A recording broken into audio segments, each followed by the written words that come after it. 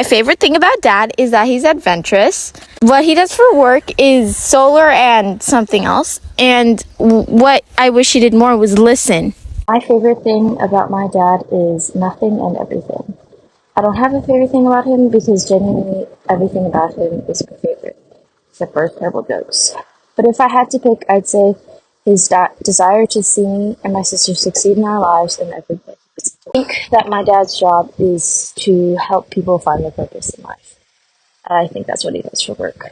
And I wish my dad would work out with me more. Today, I am super excited to talk to Russ Kimura to chat about being a dad, a business owner. He's got a fun journey to chat about. We did our pre-call a while back, and I was reviewing the notes before this, and I like it re-encouraged me about this call. I cannot wait to have this call and chat a little bit. So if you can, Russ, go ahead and tell us a little bit about you. Tell us about your family and your business.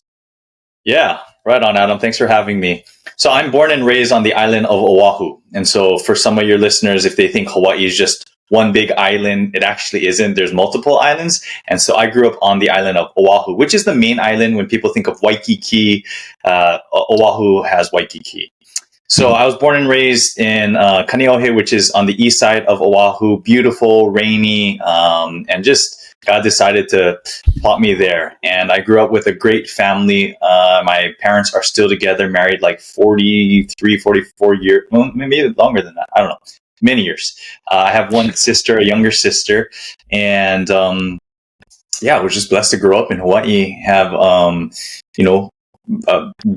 beautiful upbringing. Wasn't perfect, but I was raised in a humble home with a great church background, and I was involved in a lot of things within school and activities because my mom was a teacher, and so I saw how she was involved with a lot of extracurricular activities within the school. So I thought, oh, that looks fun. I want to be a part of that because it seems like it adds to the experience with school. So I did that. And I love being on Oahu, being in Hawaii, and being with the people here. I am currently running a couple different things. Primarily, God's gifted me with the ability to solve problems, which in turn turns into sales. And so I've been in sales for many years of my life, doing anything from selling solar panels and batteries here on island with Aloha Energy Savings, which is a solar sales organization that I started, to doing a new venture that I recently revitalized is Aloha Insights, which is basically helping merchants, so merchants meaning business owners, local business owners, find solutions to their problems. And because I just have a passion to help people and solve problems, a lot of times I come into my friends who own businesses and say, hey, how can I help you? And sometimes it comes and turns into like a POS, which is a point of sale credit card processing. Sometimes I'm connecting them to some of my partners that do social media marketing, nice, to financing and working capital, to bookkeeping, to HR, different solutions. But it's been really fun because my heart has really been to, if I can help people and then bring value to their business, it's just been a great, fun experience within business, right? To realize, hey, I think my business is to come alongside others and help them. And maybe that's helping them with solar. Maybe that's helping a business owner with marketing or credit card processing, saving some money, increasing their top line or bottom line by saving money, adding more revenue with marketing. And so anyway, that's my short journey. But love Hawaii, and I did go away to college in Spokane, Washington for 4 years. I went to Whitworth. Oh, it's a big change. It was Whitworth College at the time. Now it's Whitworth University, but a small Christian college in Spokane, Washington. And I got to experience what it's like to have snow and 4 seasons, because quite honestly, in Hawaii, you have one season. And it is true. It's mainly sunny year round. I mean, we do get a little chilly in the winter time, and it drops to 60s, maybe 70s. And we bundle up because it gets really, chilly out here. So that's chilly is a relative term. As a guy that graduated high school in upstate New York, it's oh my gosh. Snow and cold is what I know. So now that I live in Florida, it's a completely different world for me. But, oh man. So tell me a little bit about your wife and kids as well. Yeah, so been married for 18 years, coming this June to my beautiful wife, Sarah. Nice. And she is homeschooling them. They're over there probably saying I need to talk softer. And I have a 15-year-old, which is Ava Joy, a 13-year-old, which is Lily Grace, and a 12-year-old, just turned 12, Belle Faith. And so 3 girls, household of 3 girls and a wife. So I'm outnumbered. Oh man. Yeah, you are royally outnumbered on that one. Yeah, we started off with 2 boys. And we had a male dog, 2 male dogs at the time was with the 2 boys. And my wife was like, I don't know if we can keep having this. And then finally God gave us a little girl for our 3rd kiddo. So, and cool. But it's been a lot of fun. So you already introduced us a little bit to your parents, but I kind of want to rewind and go back to, you mentioned a little bit about the growing up, but tell me a little bit more about your dad, who he was, what it was like having him as your father. And if you know anything about your dad's dad, really, I try to dig in a little bit to understand. We tend to father like our fathers did, or the complete opposite of what our fathers did. So the more that we can kind of understand where our dads came from, it kind of helps us kind of analyze what we're doing. So tell me a little bit about your dad. Yeah, my dad, so he was actually originally from Maui, so a different island. And he came over to Oahu for college at the University of Hawaii, and that's where he met my mom. But he was born and raised on the island of Maui, and in a small country town called Haiku, Maui. And so his dad, so I'm from Japanese, even though we're in Hawaii, I'm from Japanese, heritage. And so his dad, I would say I knew him. I didn't know him super well because obviously he was on the other islands, and so we would, go for the summers and go see them.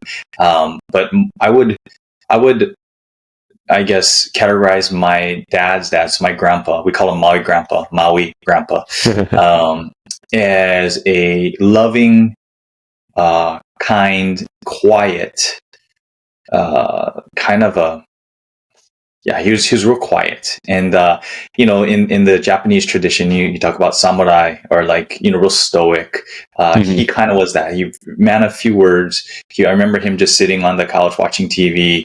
And I don't really remember having many conversations with him just because he was so, I mean, he was nice, but he really didn't say much words. My Maui grandma was the opposite. Talk. And she was like, hey, go do this, da, da, da. She would just always be telling people what to do, how to do it. So I can see how he kind of just held it down and did what he did.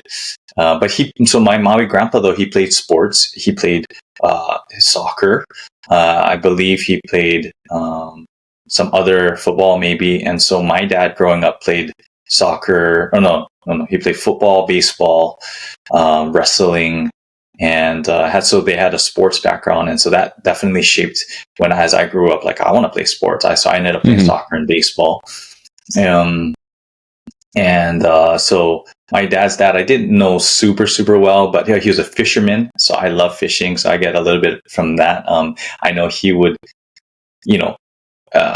they were really proficient at fishing, which was interesting because I didn't understand it at the time, but they would have bait fish under the house on a pump.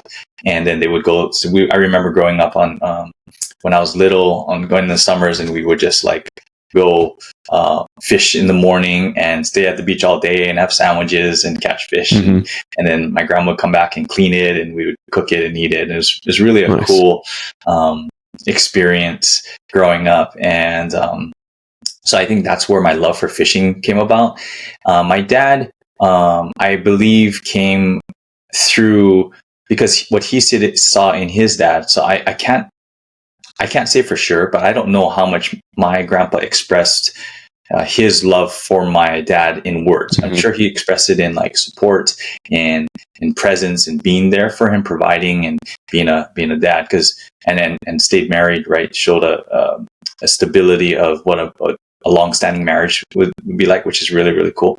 But my dad growing up was always, as I recall, a support for us, which might probably informs why I'm a helper, why I want to help people, I want to support people. I remember growing up, he would have breakfast ready for us, wake us up and have breakfast ready for us. Or I do remember stories of when I would play soccer and it was rainy and my shoes would get all muddy and wet. And then after the game, he would take my shoes, spray them down, put newspaper inside of them to dry it out and put it out, ready for my practice, like those kind of things. Or like when I would get ready for a baseball game and I would barely getting my uniform on and get into the car, and then there sitting on the seat was like Jack in a Box, like a breakfast Jack and a hash brown and orange juice. I remember thinking, well, Dad left the house, grabbed this, came back before I even got like dressed and ready, and was just waiting for me, And then another thing I remember, my dad, whenever I would go to, he would pick me up from practice, from soccer practice, baseball practice when I was younger. And he would always make sure to I remember this distinctly. He would remind me, hey, make sure you thank your coaches. Because, they're volunteers and they're people. So I'd always like either, I already did it, or, oh, okay. So I would walk back and say, hey, coach, thank you for practice, or thank you for coaching me, or something.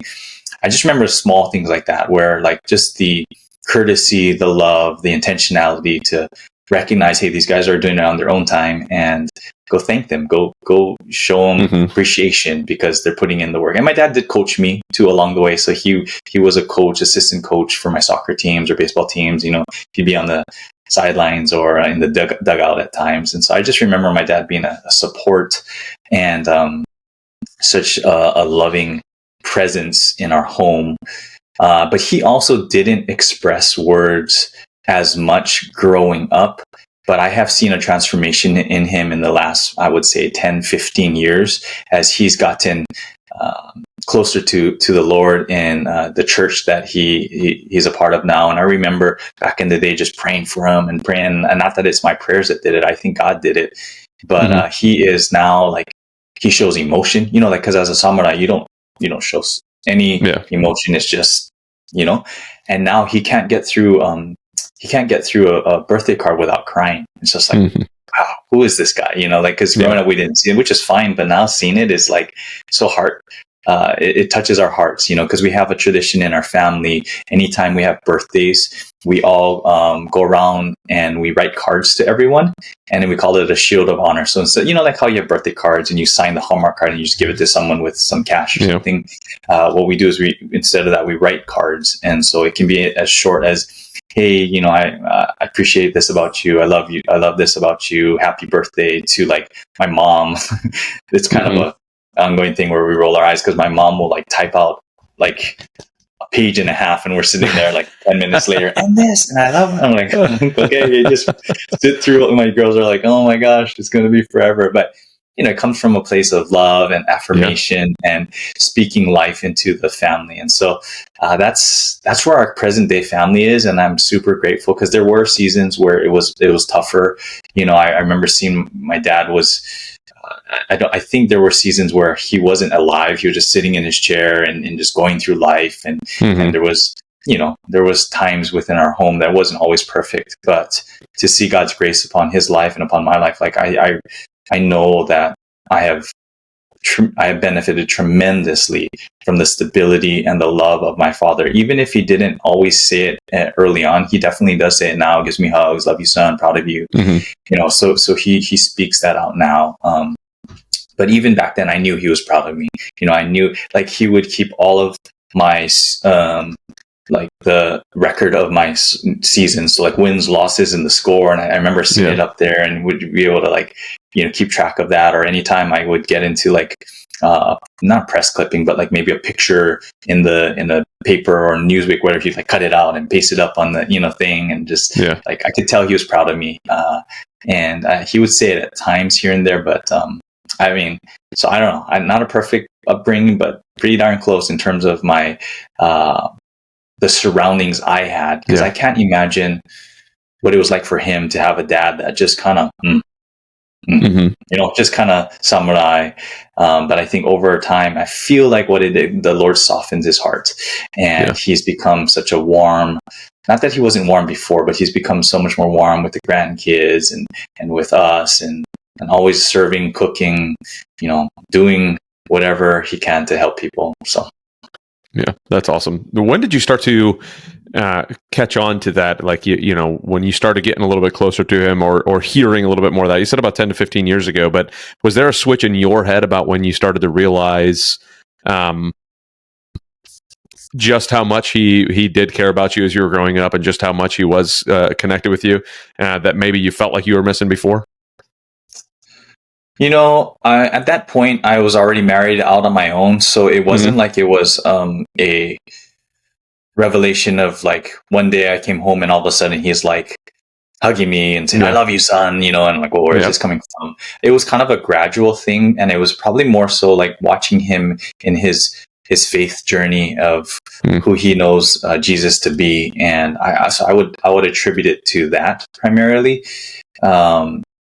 But I guess, and then as I've studied, things about how the impact of your youth impacts you, your upbringing and all that stuff, it made me realize, wow, I had a great upbringing. I had an amazing dad, growing up, and he's never the man like, hey, I'm going to teach you how to change your oil or how to manage this and that. For the most part, he was more passive, and actually, I was kind of not the leader, but I would step into many roles at times in the home, like growing up for my sister or different things. Not because my dad wasn't capable. I think I just stepped into leadership roles by my personality and the way that I grew up. However, I know that he was always there, and I know he always loved us and was present. So I can't say that I knew a specific transition, but as I reflect back on my upbringing, and I know I've specifically told him, "Hey, Dad, I'm so grateful for you and your love for me over all the years. You've always been there for me, always supported me, and I've always felt that." So, but at that point, again, I'd been off creating my own family and household unit. So but I definitely noticed a distinct change in him. Due to, I believe, the church that he's a part of, which is my brother-in-law's church.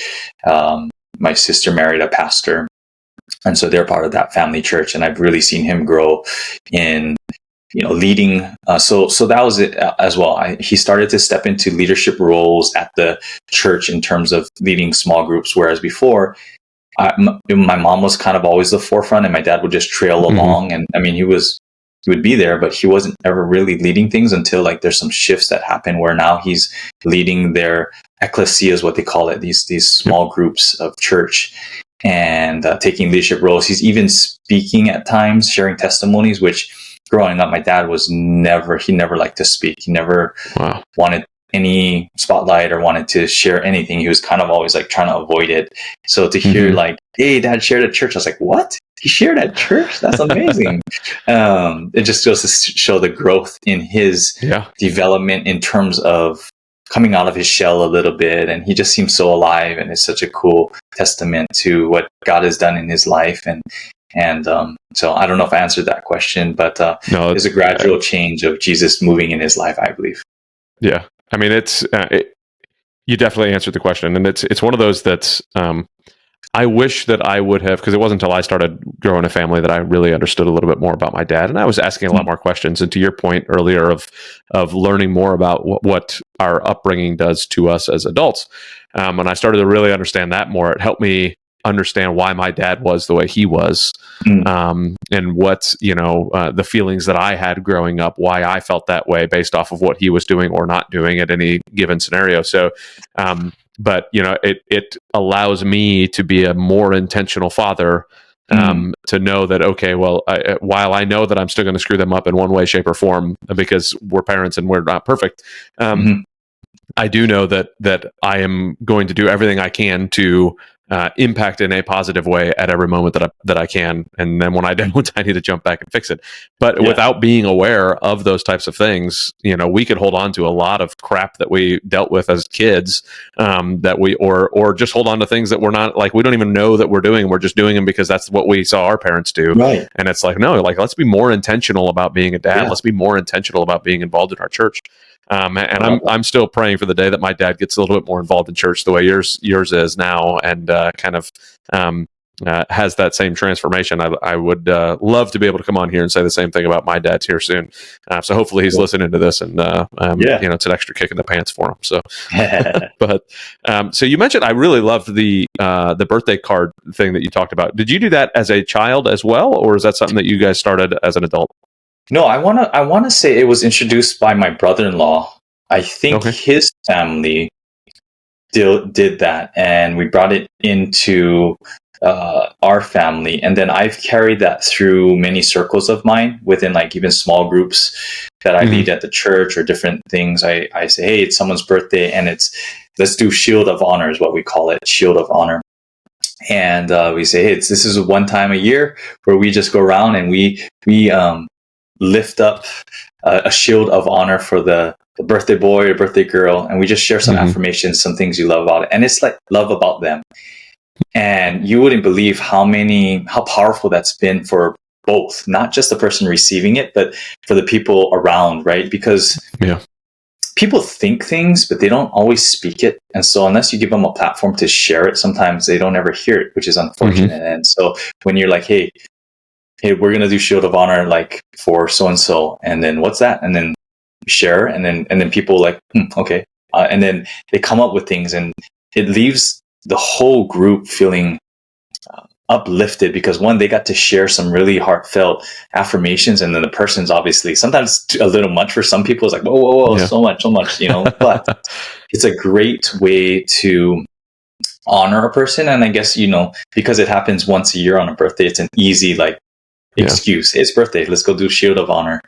And it becomes a thing where people can honor one another. Because I believe that that's not lost, but it's not super common that people are, doing it where they're going to honor those around them, especially those that they love or that they're close with or they're in contact with intentionally. And I think that's the word you use. And I 100% believe that that's the way forward, is to be intentional with our family, with our parenting, with everything we do.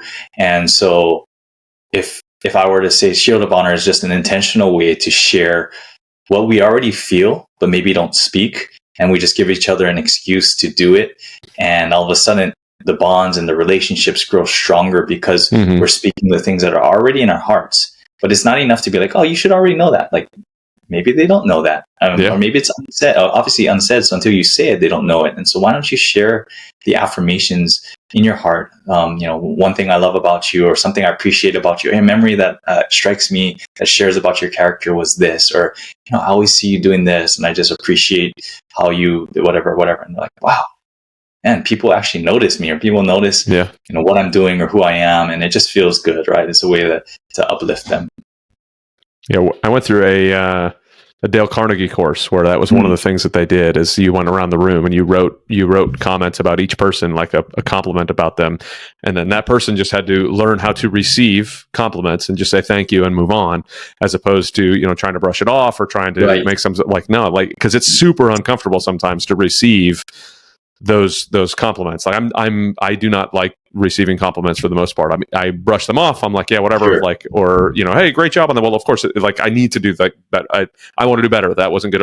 Always, it's just the way it goes. But I love that feeling. As you're talking about it, I'm imagining, starting this with my family and saying, hey, how do I encourage my kids to do that and receive that same stuff, and just the blessing that it would be to be able to share that with my kids. I love that. I'm gonna do everything I can to take that back to my family. So thank you for that. Absolutely. So talk to me a little bit about your family, right? You've already mentioned you've been married for 18 years. You've got your 3 girls. So, definitely a household full of estrogen and excitement for you, I am sure. Can't wait for all of them to be teenagers. That'll be lovely for you. But what has been your favorite part about being a girl dad? What has been your biggest struggle thus far about being a dad, period? Yeah, favorite thing. There's so many things I love about being a girl dad. Growing up, I knew I wanted to be a dad early on. I just knew I enjoyed kids. I enjoyed playing with kids. I would work at preschools or do, for summer fun, or for my summer job, I would come back and work in summer fun and work with kids during the summer. And so I just knew deep down, if God would allow me to have kids, I was just like, man, I can't wait to have my own kids of my own, because I love these other kids so much, and they weren't even my own. Like, they were other people's kids, right? And as we started to God allowed us to have kids, it was so cool. And I never really thought about, so our first daughter, let's see, we did find out that it was a girl. Second one, we decided to wait till the there was no reveal. We just waited, and then she came and joined us. Oh, girl number 2. And then the third one, you're like, okay, let's go find out. And then the doctor said, oh, I forget. He said something about like marching band of all the same or something. I was like, oh, 3 girls. And I'm looking back. I know God called me to that and gave it to me, and I'm super, super stoked on it. Not that I wouldn't have wanted a boy, because sports, being able to raise a man and doing all that stuff is such a great calling and excitement as well. But God just decided, hey, I'm going to give you 3 girls. And that's been incredible. It's been my favorite thing about it would be the dynamic of and challenge of raising daughters who I might not fully understand because I've never been there, and taking that on to be able to be intentional, to ask questions, to listen, and then also to be able to recognize where my blind spots are, because I think in one way as a man, as a male, and I don't maybe understand certain things, whether it be emotions, hormones, time of the month, like stuff that I don't still know, but being mindful, like, hey, there's a lot going on in anyone, but specifically for girls, there's a lot going on, and being cognizant of that. I guess that's my, it's a challenge and a blessing within all of it. For sure. To be able to navigate that. But thankfully, by God's grace, we have really good relationships. Early on, I would communicate with them and make sure that they knew Dad was here for them. I'm their biggest cheerleader. I want to hear your heart. And anytime that I would catch it or recognize that I didn't hold their heart very well, I reacted or I yelled or I was harsh. Sometimes my wife would like, you got to remember they're girls, because sometimes I treat them as probably adult males. Like, hey, this is how we do. And remembering, hey, they're still 15, 13, and 12. Yeah. Remembering, 1, they're still teenagers. 2, they're girls. Because I, again, probably treat them as some of my other friends who are older, more mature, and maybe thicker skinned to some degree, right? Yep. So remembering that has been a challenge, but it's also, to me, one of my favorite things is learning that and helping them navigate life as a teenage girl, and showing them that Dad's here, and I'm not going anywhere, and I'm here for you. Let's just continue to stay close, and I really focus on connection, so that the way I view it is, if I have the connection, then there is a runway in the future for whatever life, because I know life's going to come with its challenges. But if we've already laid that and continue to lay the foundation of connection, then my prayer is that when they face their first heartache or they face their temptation or failure, that instead of feeling shame because they feel like Dad's gonna judge them, they know that there's connection there, and I can come to him because I know that he won't judge me, and I know he's for me, rather than he's only for my behavior, and he's only for me if I get good grades or if I obey and I'm a good person, and I'm doing all the right things, right? And so the last thing I want is for them to feel like, well, when I do something wrong, I need to hide it, or I need to, I need to deal with this on my own. I'm like, no, I'd rather you come to me and let's deal with it together. But that comes through connection, right? Because if there's no connection, and I'm like, hey, why don't you come to me when you have all these? They're like, I don't feel really connected to you. Why would I even want to come to you, right? And so I'm intentional about, daddy-daughter dates and one-on-one times, and we have journals that go back and forth where I'll ask them questions. I've been doing that for years, even back when they couldn't even write. I would have like a journal, and we draw pictures, and then they would draw pictures back, and then they start to write a little bit, and start work on the handwriting, and we're talking, hey, what's your favorite color, or what is this, or I would write jokes, or back and forth. So the foundation of communication and relationship was being built. So now today we're in the midst of a full-blown project as a unit, but we're planning a father-daughter prom. and they're not just attending it, but they're actually helping me put it on, which is really cool, right? We're creating a platform for other fathers and daughters to build connection. Love that. And enhance it or start in building. So it's kind of a cool thing of recognizing connection is key, and being able to foster that, and then also recognize the things that we do or I do that break connection. And, we're not going to be perfect with it, but if I constantly am disregarding what they're saying. For instance, and I'll send it to you, but one of the things my daughter said is, what's the thing you wish your dad would do more of? And then my 13-year-old was like, listen. Yeah, all right. But I listen, but I fix. And to her, that's not listening. Yeah. Right. And so if I constantly do that, then the connection starts to break, because it's like, well, why share with that if he's just going to fix it? He doesn't even listen. He just wants to fix it or give me his opinion or share the thing he learned on the book or podcast of how to fix this. I don't want that. I just want him to listen. So I'm mindful of the fact that, and I appreciate that question. I'm mindful of the fact that if we're not careful to intentionally look at connection and what's breaking and what's not, then before we know it, we're not connected anymore. And all of a sudden they're going through their teenage years or their early 20s or even their, middle age 10, 15 by themselves and or without their father connection and influence, which I think is critically important. Extremely. But it takes work and it takes intentionality, and I'm really intent on helping fathers do that. I have I've started 2 pockets now. I have a Fathers with Daughters Friday, where I do a Zoom meetup, and I invited like 20 dads who have daughters and say, hey, if you want to pop on, we're just discussing the challenges and the joys and the things that we find as fathers and daughters, and just want to be better fathers and daughters. And then some guys couldn't make that early. It's a 6:30 Hawaii time AM. And so I started a Fathers with Daughters Monday night at 7:00 PM. So guys after work can come on in, and just the idea of how do we help equip fathers to be better to their daughters. It takes intentionality. It takes discussion. It takes putting it in the front of your mind. And what better way than to be like, hey, I hear you. My daughter just started her period, and okay, cool. What are you facing? What are you doing?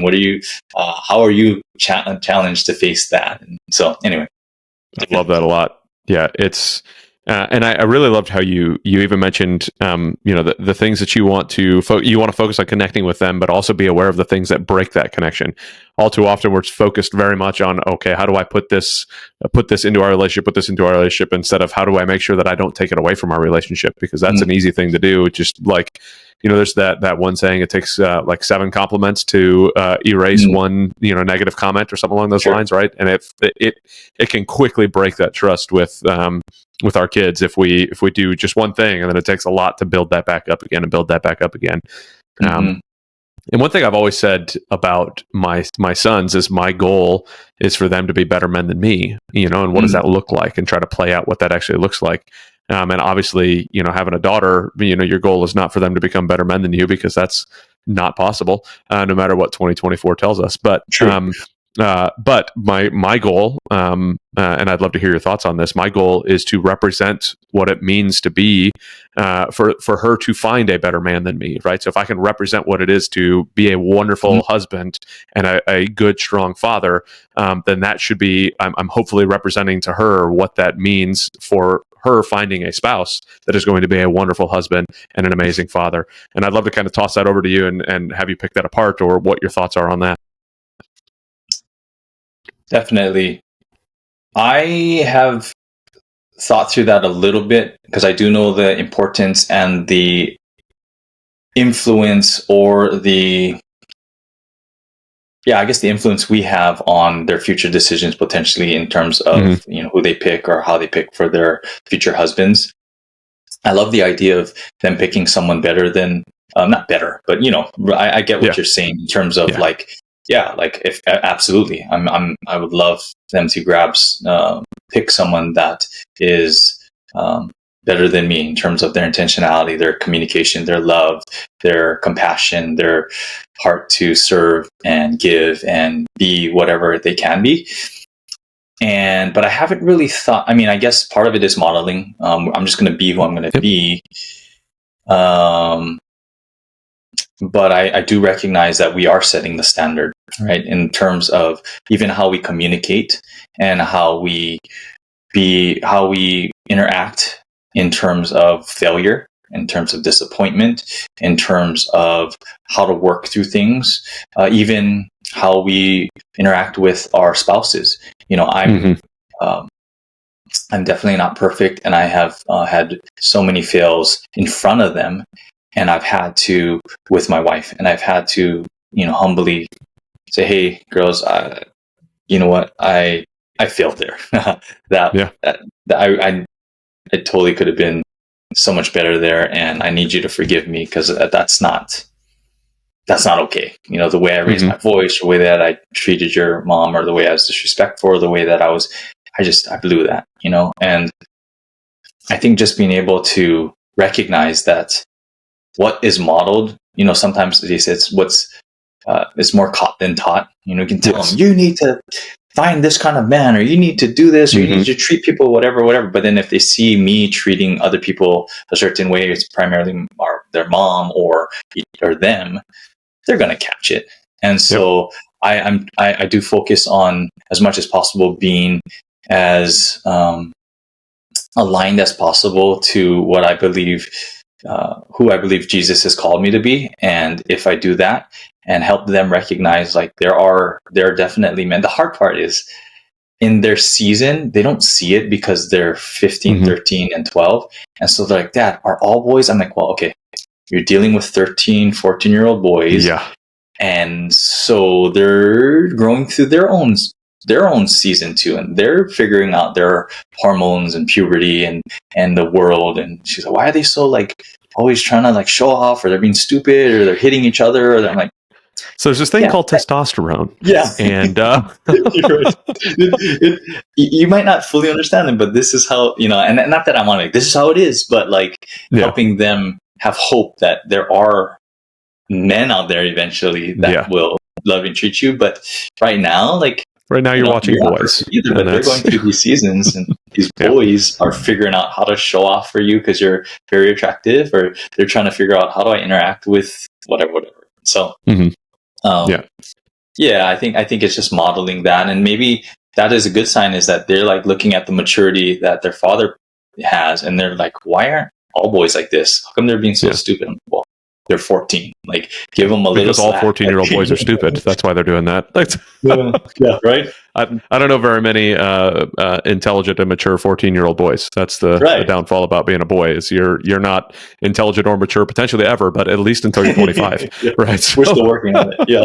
Still working on it. Right. I pulled something up from your Facebook that I really loved, and I wanted to read it real quick and just kind of chat about it. It says, "It's easy to post one-time moments with our kids. It's so much harder to be consistent and engaged day in and day out. Being a father is one of my greatest joys and challenges.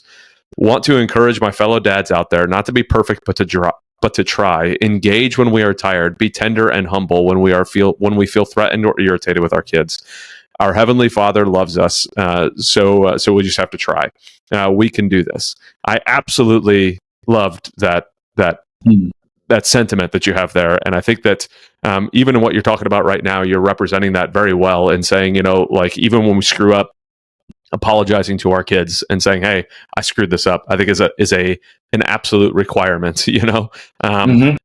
But it's this beautiful picture of you, and I'm guessing your youngest daughter. This was in 2020, so I could be wrong, but it looks like it's your youngest daughter, if I were to guess, at, like, this ballet thing. And it just, like, that sort of image of a dad embracing their daughter, like, saying, "Hey, like, we're not going to be perfect."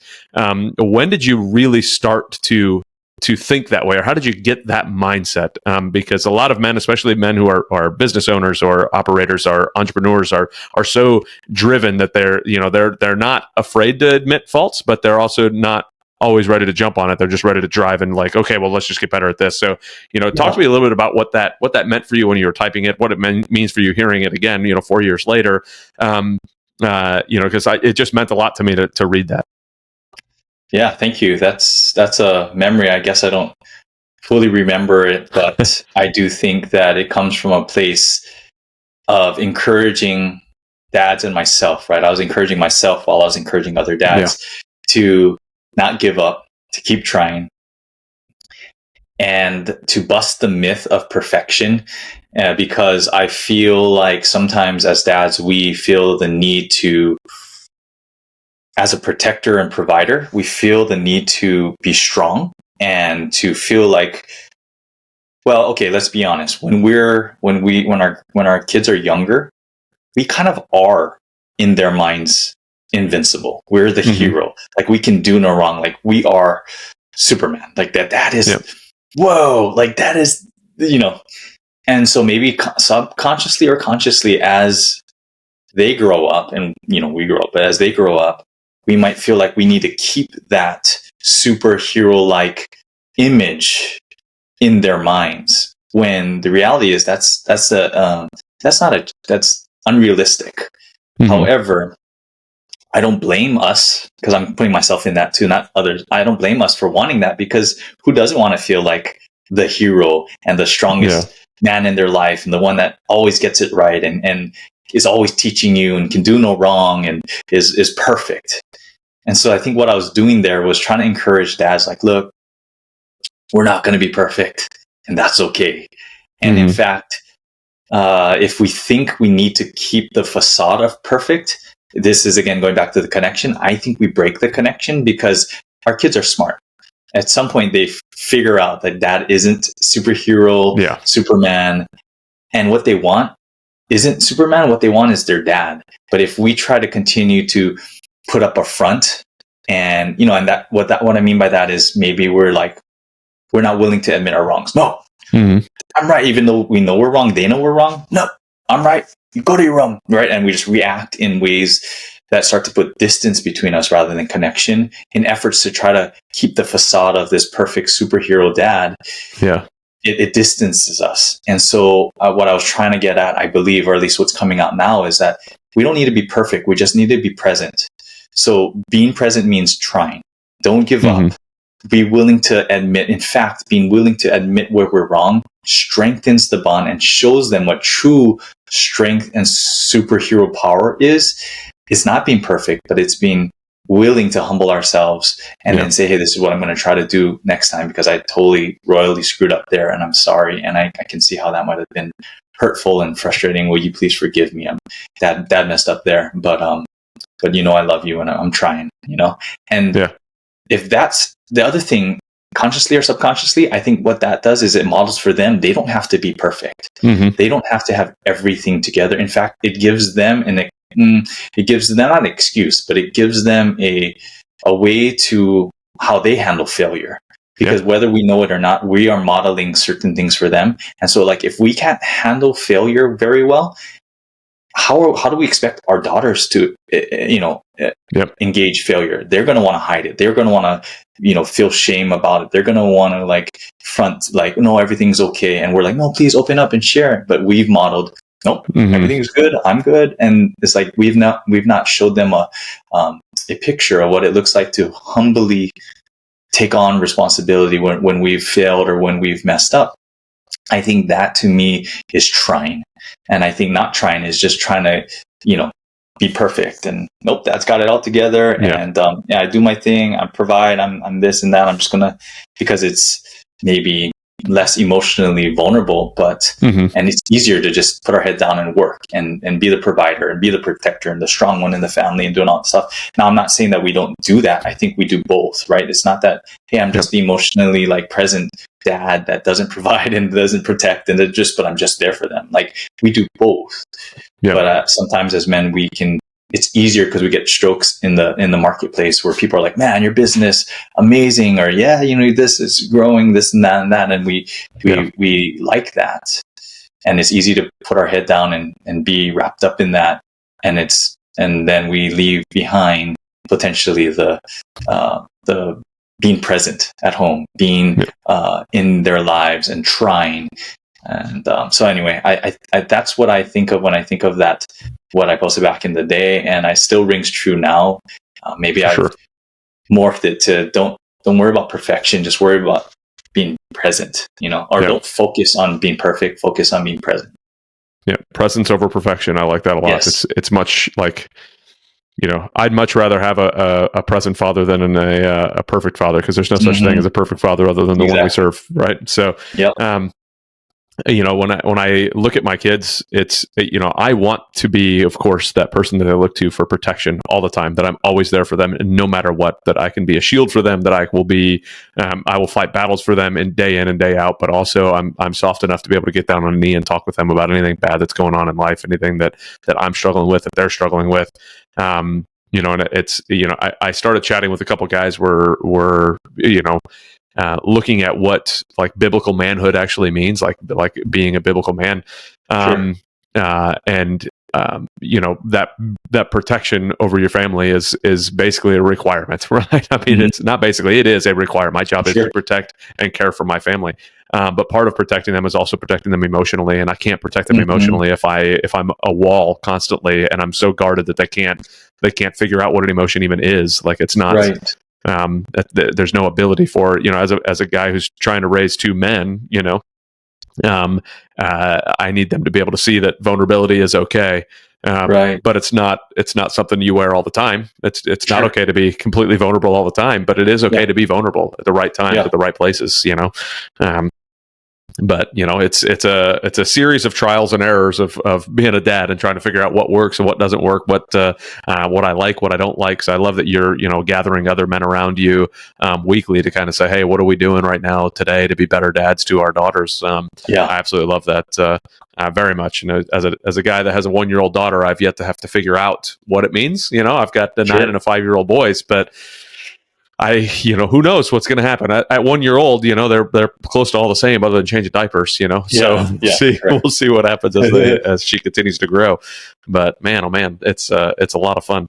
One other thing that you mentioned that I wanted to bring up too is, we look at this, in our businesses. A lot of times you'll see people talk about, okay, I don't want any of my employees for me to tell my employees anything that I want to do in the business, right? Like, if I need to go clean the toilet, I'll go clean the toilet because it needs to be done.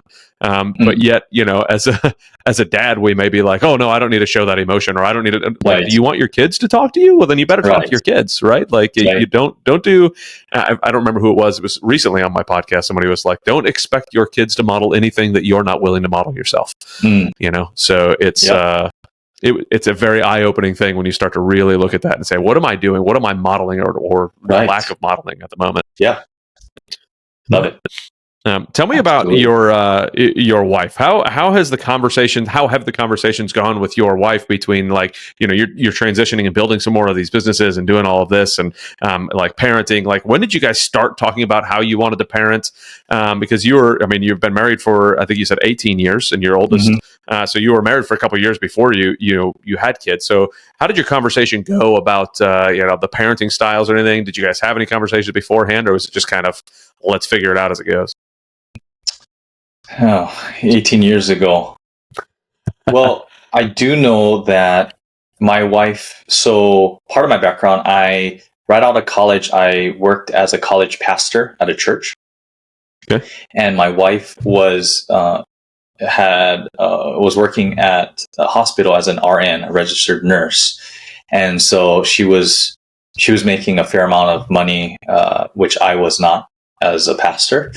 But I think as we when we got married, I was always under the impression that she, as a nurse, was going to fund my ministry and I was going to be a pastor for the rest of my life. And then she was going to bring in the money. But hey, it's a calling, and this is what God does. And so, or this is what God's providing. So we're good. But my wife reminds me, like, she always had a desire to stay home with the kids. And I think she did mention it to me, or she said she mentioned it to me. I don't remember it. And probably because it was so far from my mind that was even possible in Hawaii on a pastor's salary. Like, there's no way that you could have her stay at home, especially if she was the main breadwinner, right, of the family. Like, there's just no way. Like, that's a nice thought, but that's not going to happen. Like, so maybe I didn't even register, even though she said I told you. I was like, I don't remember that. I don't remember you telling me about that. I mean, we always knew we Sometimes wanted to we like to hear what we want to hear, and that's it. So, yeah. In one ear, out the other. Like didn't even faze me. But we did know that we wanted to have a family, and so when let's see. We started to have the conversation when my oldest daughter finished preschool, which I guess was probably about 5 years old. Mm-hmm. At that time, I had transitioned from working at the church to a bunch of different other jobs, and then finally got into like a sales job. And I still wasn't making very much money. She was still primarily bringing in, even as a part-time, bringing in about the same or more than me as a nurse. But we had a conversation, and I think my wife was like, well, because when we had kids, she would stay home for a season, obviously when they're newborn and this and that, and then she would go back part-time or work per diem or on call or different nursing, which is really nice because she had the flexibility to do that, which is awesome.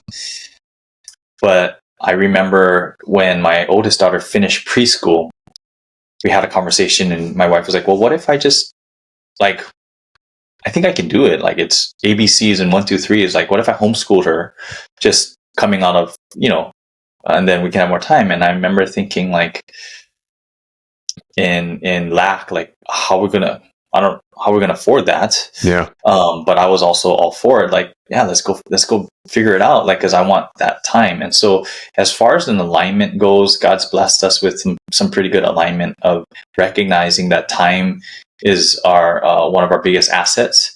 And so slowly each daughter finished preschool, and slowly they all kind of entered into homeschooling. And so my wife has basically homeschooled them all the way till now still. And that's what they're awesome right now.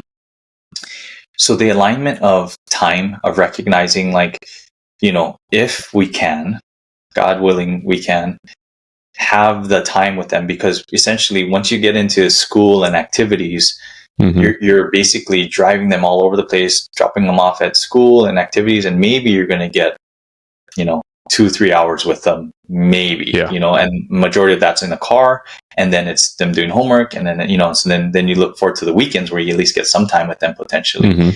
And now we realize that, I mean, cumulatively over the last 10 plus years, the amount of time that we were able to recapture by homeschooling is incredible, because one, we're with them, and I'm able to work from home, do different things.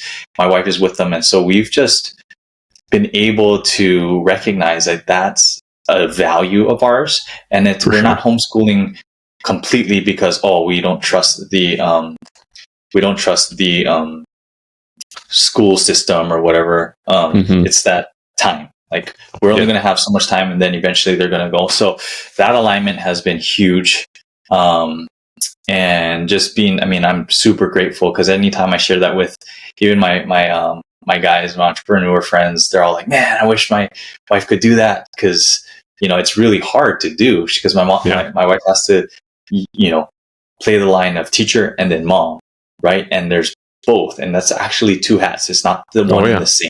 So to be able to navigate that is very tricky, because I'm sure, and it does, there are some crossing. I'm sure at times it feels like, you're being a mom to me, why don't you be my teacher? And then, like, vice versa, you be my teacher and mom. So, but I think that's been a huge blessing, and I'm super blessed to have a wife that is willing to sacrifice, doing some of the things in the workforce, and even the notoriety, or people.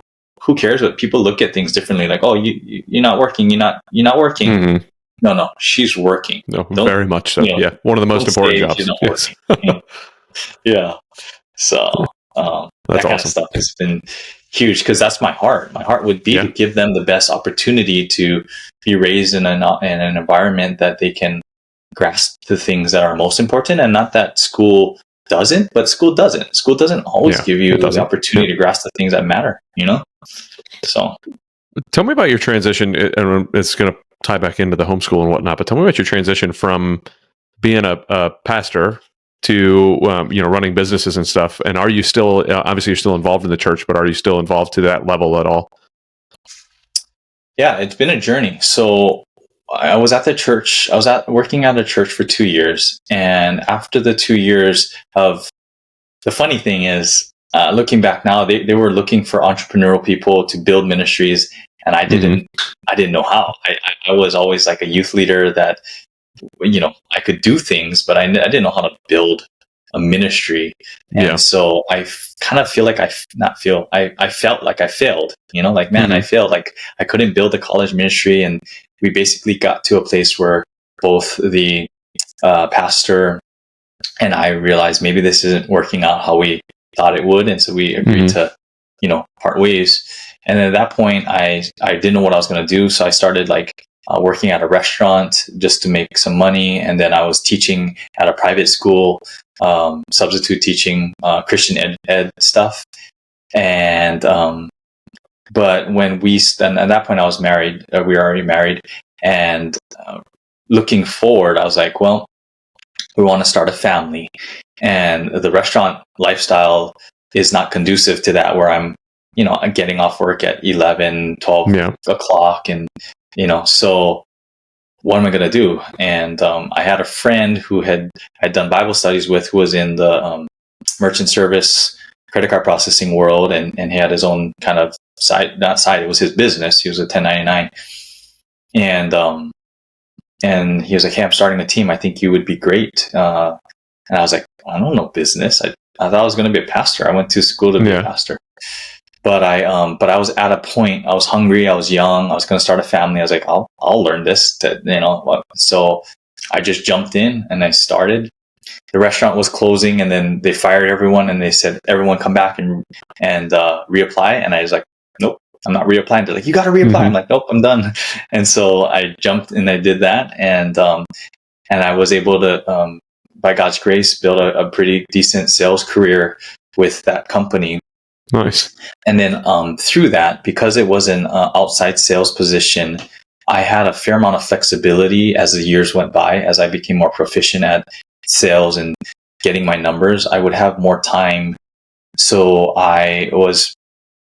for a while, I was just attending, but eventually we got pretty heavily involved in the church again, where one of my buddies planted a campus. And so because of my background, me and him and my wife and his wife and like a small core team launched a campus. And so at that point, I was kind of thrust back into, I wouldn't say full-time ministry, but we were doing everything from, leadership. My wife was running the kids' church. I was preaching, once a month and doing different things with them and for them with the church. And so pretty heavily, while I was still doing my other job, I kind of saw as I wasn't getting paid by the church, but I was doing the things of the church, but I was able to make money here. And it was kind of a cool blend for a season.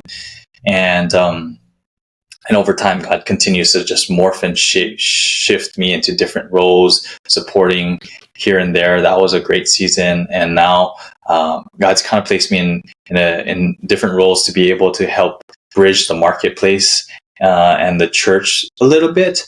Not completely, because they are different things, but really helping business owners recognize their call.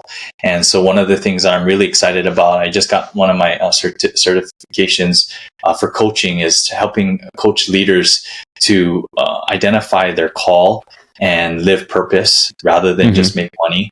And so I'm going to be, looking to coach more people along those lines, is hey, you can be making fill in the blank, however much money, but is your life fulfilling? Do you feel like your life is purposeful in the things that mean and matter to yourself and to God? Because if not, we all know the saying, you can gain the whole world, but lose your soul. What profit is that? What does it do? So I really want to help leaders, primarily entrepreneurs, or people who are really driven and focused, but are they also living purpose and fulfilling lives, or are they just making money? And it's right?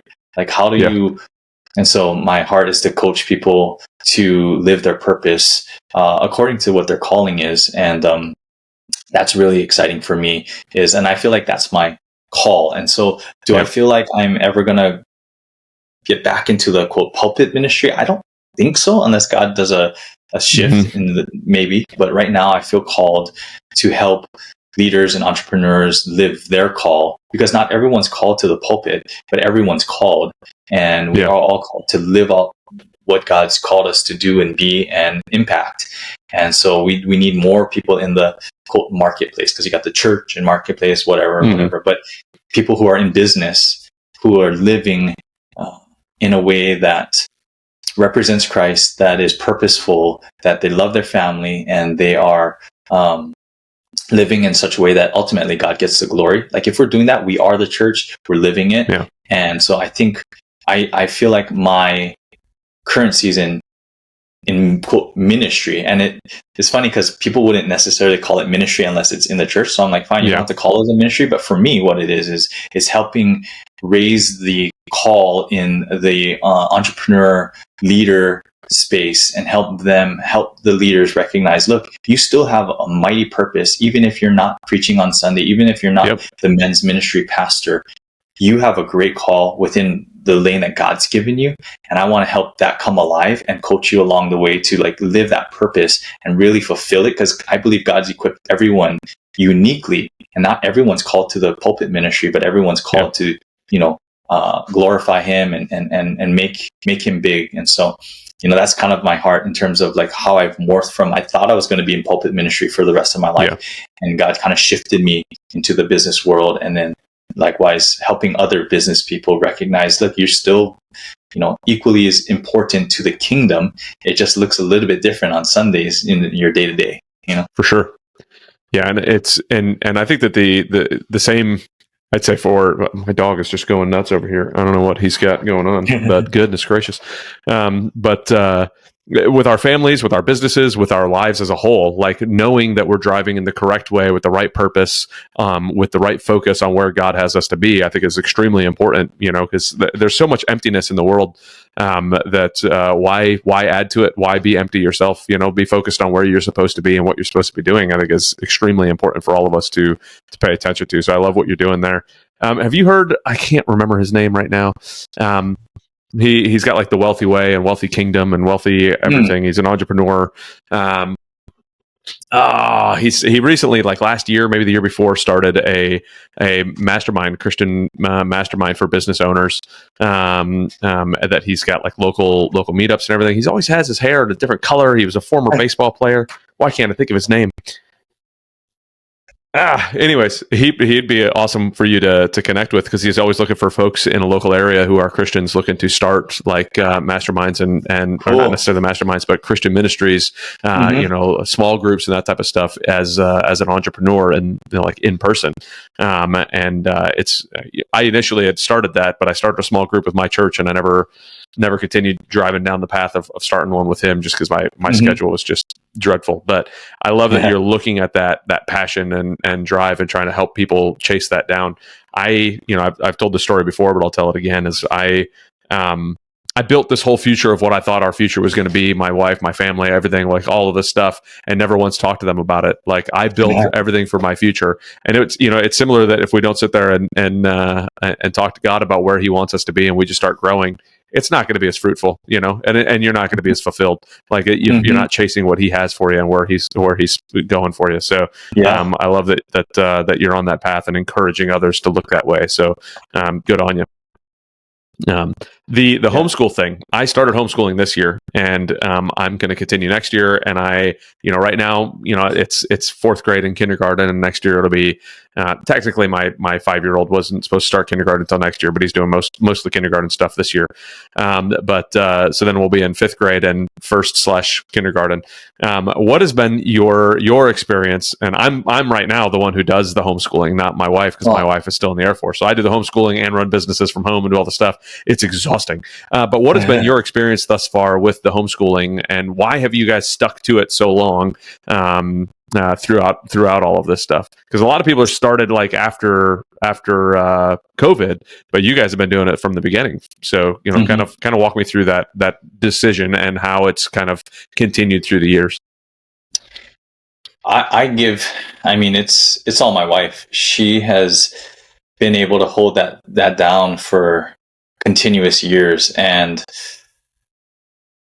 I think that, I mean, I really believe it's because she feels called to it, you know, and because she feels called to it, she just sticks with it, sticks on it, and will persevere. And even when it's challenging, even when it's hard, it allows her to push through and just show up for them. And then she also knows that, you know, that is a desire of mine, is for us to be able to have a close knit influence with our kids. And so what better way than to have homeschooling, rather than, like I said, we ship them off to school and then we pick them up and whatever.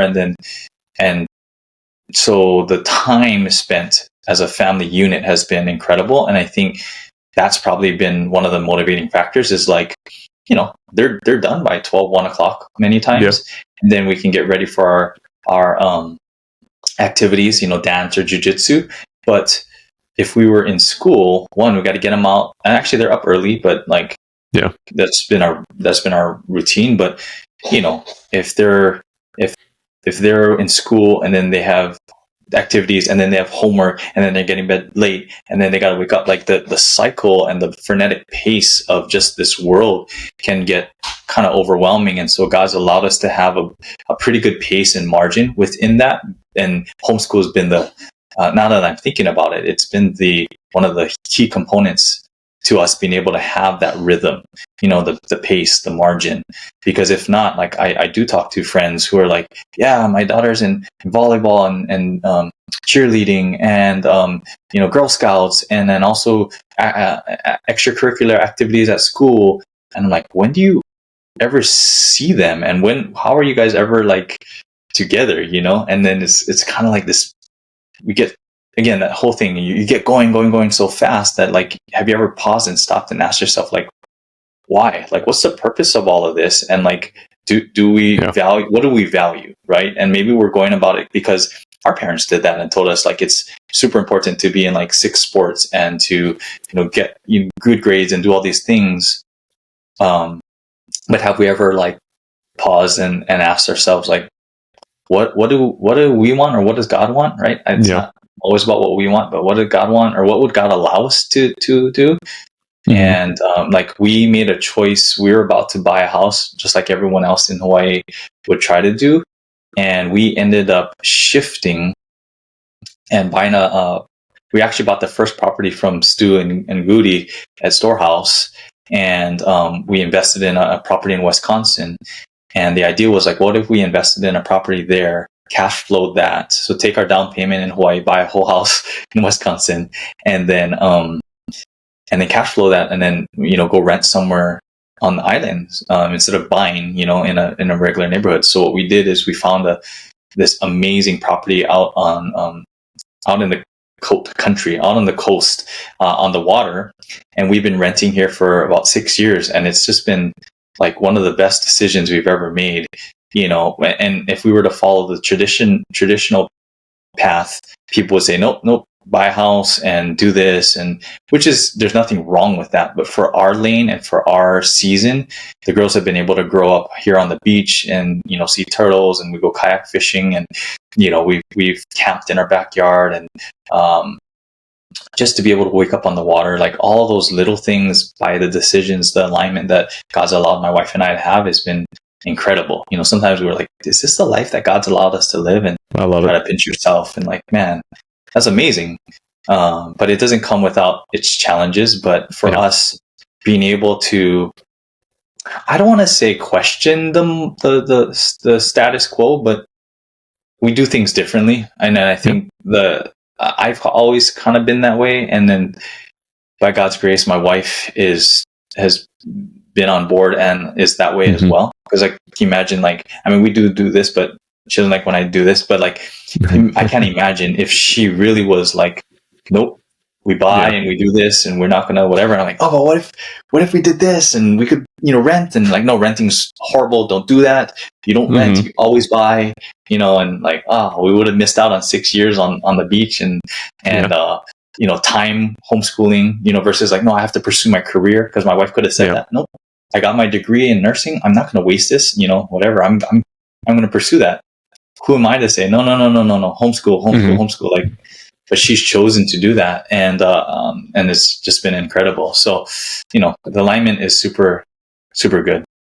I love that. Yeah. And the homeschool for me was the same thing. That time, like I spent years in the military, never being able to be with my kids. And this is, I left the military when I had 2 kids and we have 3 now, but it was one of those, like, if I want to be the involved dad that I'm saying I want to be, then the only way to do that is to be involved. Right. So I left the military and then I started seeing, every day, bringing my kids to school, and I'm like, all right, I lose 45 hours a week, with my kids while they're gone doing something else.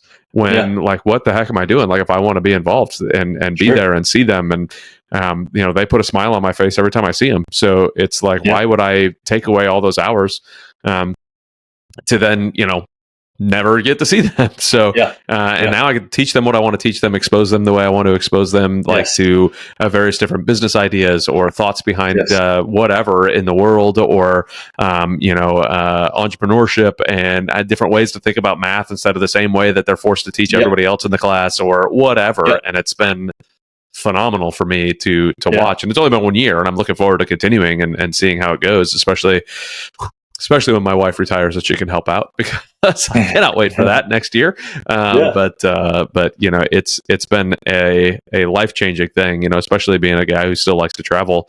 I've been able to bring them so many different places that I would not have been able to do had they been in regular school. Like, it's just not something that would have been possible. And now, they've been exposed to a ton of stuff and will continue to be as they grow. What would you say, as the dad, not as the parent not doing the homeschooling, has been the hardest part for you to adjust with, as far as homeschooling? Obviously, there's not much of an adjustment because you have been homeschooling from the beginning. But from your experience of talking to other dads and whatnot, what's been the hardest part for you, working at home while they're there and all that type of stuff? Yeah, we had to learn some of that, where different me learning to be mindful, because sometimes, like, I'll get out of a meeting and I'm all excited, and my wife's like, "Shh, they're doing school." I'm like, sorry, I'm in my own. Bring out world. your inner samurai. Shh. Yeah, like, you don't just walk into a classroom and share something that happened in business or your podcast or something. And so we've had to learn, especially in COVID, but all around, I think, just learning to adjust to the fact that they are, it is like being respectful of it. Because sometimes I'm just like, like homeschool, but we're at home and we're doing all this stuff, and like I want to give honor to the structure of it, and not just like, but you're here, I can talk to you, whatever, like, or like make faces or don't bother them, they're in school. I'm like, oh, got it. I don't want to be the kid that's like distracting the students, You're the class clown of the family, I see. Yeah, no, for sure. It's like, okay. Or I've had many a times, and even now probably, they're saying, you're talking too loud in the office there, and I can hear you. I'm trying to teach. I'm trying to have them focus on math. So, like, that's a challenge, is like recognizing space or recognizing, but really there's not a ton of downsides. I mean, just flexibility. Like, yesterday was an amazing day. And so, like, they took a few half an hour just to go hang out on the beach or go paddleboard, like, because you can, and it's not like they're being irresponsible with their school duties. It's just, well, if it's this beautiful, it's almost irresponsible not to go and take advantage of that. So just go, so there's really few downsides to the homeschooling. So we'll just see how it plays out in the future. But I know it's been the right decision. I'm really grateful for my wife helping with that and doing that. That's awesome. I love to hear that.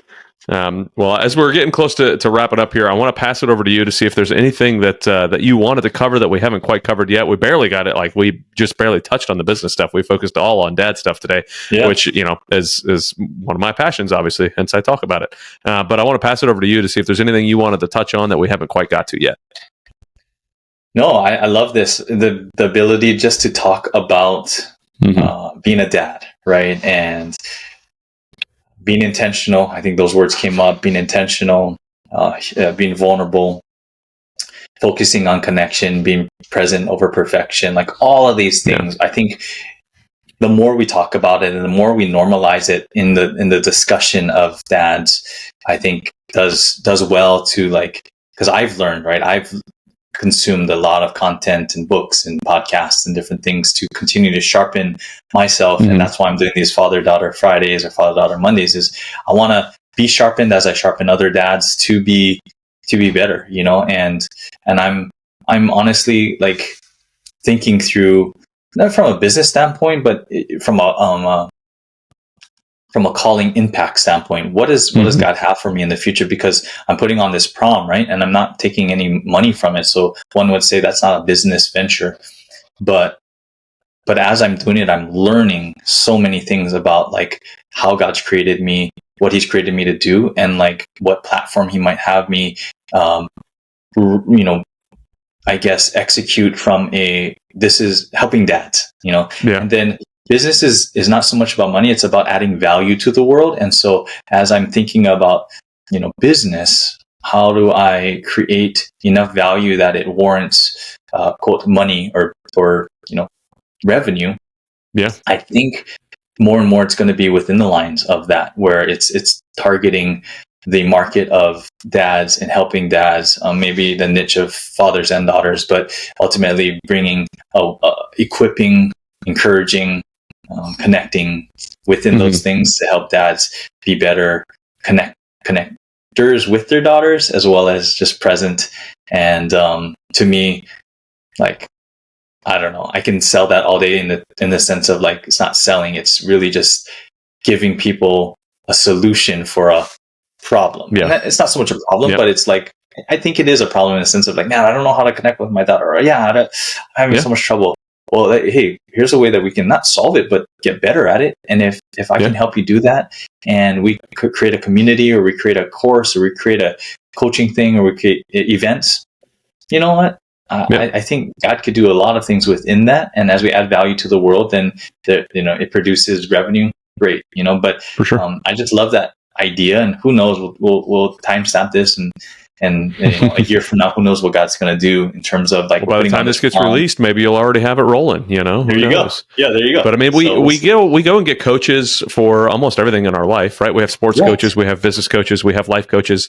Why not have coaches to be a better dad? Why not be involved in stuff to be a better dad and be more involved in like, you know, your kids, the legacy that you leave with your kids growing beyond you is way bigger than any business that you're going to build, right? Like it's just not.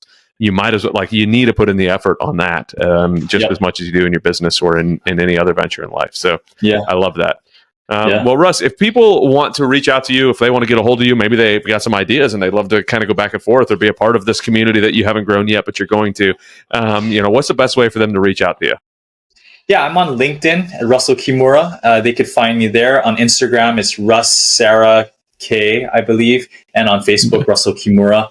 Those are probably the best ways on the social, just to find me, and then you can message me or reach out to me that way, and just connect and see how we can, you know, be better. But I really appreciate just this discussion and your heart to interview dads with businesses. I think it's a great opportunity to just share our lives and be able to encourage people in that niche. So it's a great thing you're doing, Adam. Awesome. Well, thank you so much, Russ, for jumping on. We'll have all those links in the show notes and whatnot.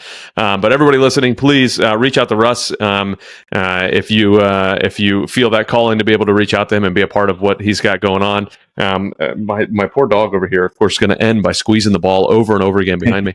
But thank you, everybody, for listening. Please like, subscribe, do all of that fun stuff that you're supposed to do. And again, reach out to Russ. Thank you again, Russ, and we'll see everybody on the next call. Aloha.